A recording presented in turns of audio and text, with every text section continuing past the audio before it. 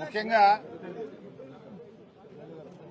నిన్న రేవంత్ రెడ్డి బావమరిది భాగోతాన్ని పొద్దున్నే బయట పెడితే సాయంత్రానికి రేవంత్ రెడ్డి గారు నాకు నోటీస్ పంపారు.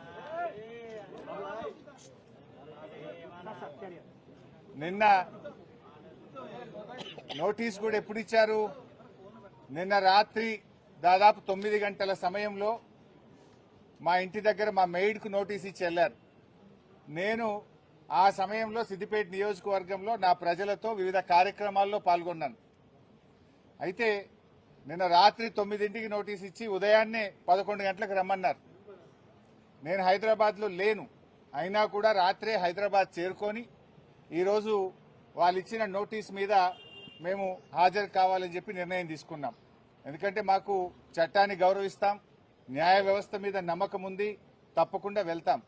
మేము ఏ తప్పు కూడా చేయలేదు, అందువల్ల భయపడము. ఈ రేవంత్ రెడ్డి తాటాకు చప్పుళ్లకు బెదిరే ప్రశ్నే ఉత్పన్నం కాదు.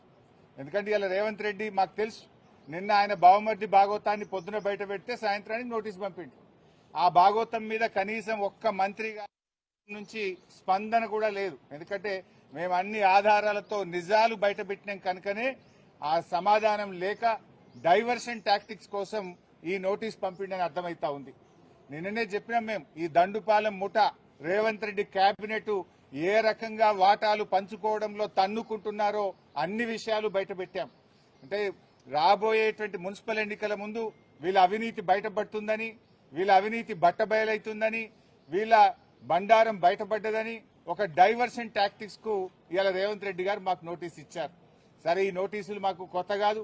తెలంగాణ ఉద్యమంలో ఆనాటి సమైక్యవాద ప్రభుత్వాలు ఎన్ని కేసులు పెట్టినా, ఎన్ని మా మీద రకరకాల ఇబ్బందులు పెట్టినా కేసీఆర్ గారి నాయకత్వంలో మేము పోరాడినటువంటి ఒక కార్యకర్తలం, ఉద్యమకారులం.